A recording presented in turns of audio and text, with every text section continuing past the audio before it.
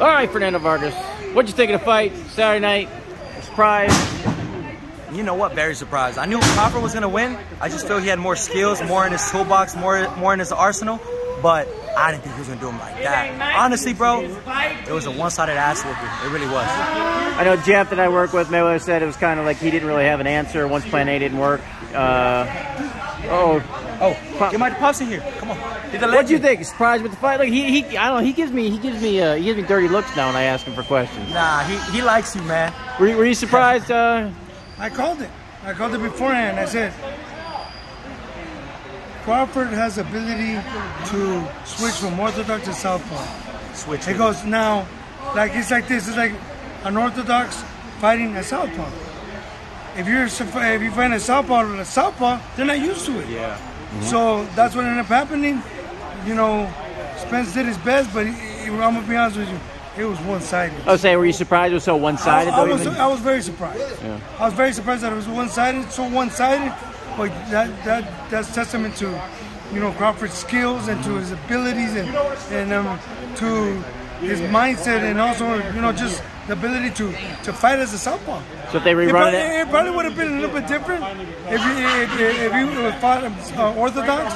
He probably would have got hit a little bit, but I still picked him to win. If they rerun it at 154, any different? Man, they don't need to rerun it, huh, Dad? Anyway, Crawford's levels above my opinion. It was just so one-sided that people are gonna be like, for what? You know what I mean? But I mean, there's always money, but you know there's gonna be entice people. He's a general right here. Y'all know this guy, he's calling out. Next. He was talking trash, saying he wanted the winner of that fight. I heard. Oh, what, Spence and Crawford? Yeah. Pretty much. He'll get in there with anyone. What do you think, Jam? Do you think were you surprised at the result? Nah, honestly, I wasn't surprised at all. I texted my uncle Alfredo. I told him, I said Crawford under 10 KO. He was like, nah, it's gonna be too close. I mean, I just thought Crawford is way too big, way too smart. He could do everything better than Crawford. Yeah. I mean, than Spence. Spence just comes forward. So, is this kind of, you know, as good as Errol is, he's a great fighter though. Is this kind of a learning moment for these guys here as they come up and say, hey, you know, you can be all, you know, you have all that buzz around in the world, but you still gotta. It's not all about showing the dog, right, Dad? Like you talking about box. Be intelligent. Intelligent first. My jefe, the señor Eduardo Garcia, always send me primero inteligente, luego valiente, Fernando. Yeah. What does that mean? First intelligent, then you be brave. You're always going to be brave because that's in your DNA. So at the end of the day, he always send me the box. Like Yuri Campos, Raul Marquez, you're right, I Cortez, I Rick Casero, the 5-4 champions that I beat. And the four that beat me didn't work away, so it was easy because I was in their ass too. So is that what it came down to basically? You had one guy that just fought smarter than the other. They're both obviously great boxers, but one guy was. No, he took away the advantage. Because if you're orthodox and you find a southpaw, you're at a disadvantage if you're not used to fighting southpaw. What did he do? He turned southpaw. So the look I see, southpaw with orthodox, it's usually a foot battle or a jab battle. But southpaw with a southpaws don't see that often. So that's why he from the round one. It's just fought him as a southpaw. And I said, what did I tell you? As soon as I said, what did I tell you? He was going to be fighting as a southpaw. And that's what he did from round one. Hey, Emiliano has a fight coming up. Tell me about your fight. August 12, 2 weeks. Glendale, Arizona. You do not want to miss it. Don't miss it. Well, no, I might go down for that. Oscar Valdez, nobody at the card to be my first 6-rounder. So, you know, we're ready for 6. Just party, like a G. And by the way, it's gonna pay like what, a nickel? I think right now. To pay. It's, you know, my brother's one of the best lightweights, if not the best prospect in boxing. So, you know. And you got one yet? You got one lined up? You got a fight? Yeah, absolutely. Me and my brother Amado. Nice. He's plugging his brother, not even worried about himself. Nah, it's okay. You know, I'm big bro. My thing is this. Me and Amado, we have a fight coming up after him 2 weeks following. August 26th, Edinburgh, Texas. Big streaming app, or it might be on national television. We can't release the news, but over 10,000 people in the arena, so you don't want to miss it. And then Fernando's doing the Creator Clash next year. He's going to come out of retirement and fight a YouTuber. Are you going to fight a YouTuber, Dad? If the money's right?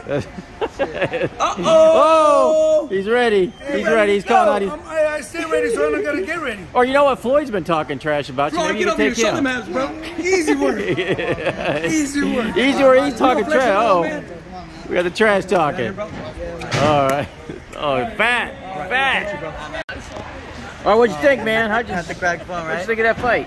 We got away, Chris. Well, I thought honestly, I before the fight, I had Crawford. I thought Crawford was gonna win, but by a slight margin. I didn't think it was gonna be like that. Like after the when he dropped him in the second round, I was gonna grab some chips. I came back, sit down, he dropped him, and I was like, oh my God, like, you know, yeah, I didn't even think he was gonna drop him like at all. You mean chip? You probably had one chip. All right. Nah, I wish I could gain weight. No, but I thought Crawford was gonna really, you know, just box him, but not like that. I thought Errol Spence was gonna put on the pressure, and Errol really, if you look at the fight, Errol couldn't get past the jab. Crawford was throwing his jab, especially in the southpaw position, catching it at the same time, slipping at the same time, and you know, it was just beautiful boxing by him. Honestly, his timing. Errol got predictable by trying to just throw to the body. So what he did, the best defense for that, Philly shell, and he just boxed beautifully, man. And you know, props to Errol for even staying in there. As an up-and-coming boxer yourself, do you learn any lessons from that? I mean, a lot of people say, you know, Errol. This is what a lot of, you know, the casuals at home say. You know, Errol kind of, you know, he relied on his basically his physical gifts before, and he didn't.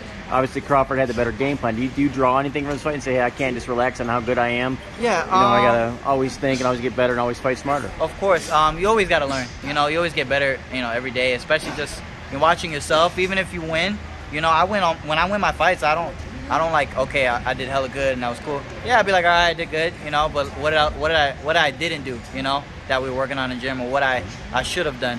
And watching fights like that, it shows you there are levels, you know. Errol, I've always said Errol's a basic fighter, but he was a good technical basic fighter. You know what I mean? He knew how to work the body and be real technical and slight with his punches. Everything was meant for something. And Crawford just had the better. I was saying before the fight that he had the most tricks in his tool bag, and he did. He showed it. He came out and fought southpaw the entire fight. Crawford, he's a natural orthodox fighter. What if he came out fighting orthodox? Might have been a different fight. So you know, props to Crawford, and I learned a lot, definitely, and that was a great fight for the fans. All right, thanks, champ. Yep. All right, it happened. What'd you think? You know what I'm saying? Purpose, you know. Spence Crawford Spence officially, you know what I'm saying?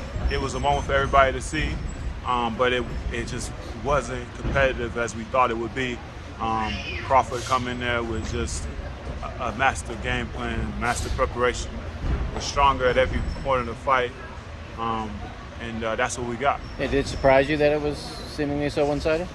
Somewhat. I mean, you know what I'm saying? We know that Crawford can do it all in the ring. I was saying that the man can, you know, do it all, but we know how tough Errol is mentally and everything he's proven over the years. But, you know, on the night of the fight, it shows, you know what I'm saying? Like, you know, your last performance in what's going to be that night. Anything change if they go to 154 and do it? It ain't looking like it so far. You feel me? It's one of those fights, in my opinion, where you really got to question things, because your health is one thing you can't trade. But, you know, pride be the devil, and it consumes us all as fighters. So I won't be surprised if they run it back. Any chance you drop weight, cut weight, and go to 154 and challenge? No, I don't want none of that business, man. Especially at just being drained. I'm gonna say I'm drained too. All right, thanks, champ. Yeah.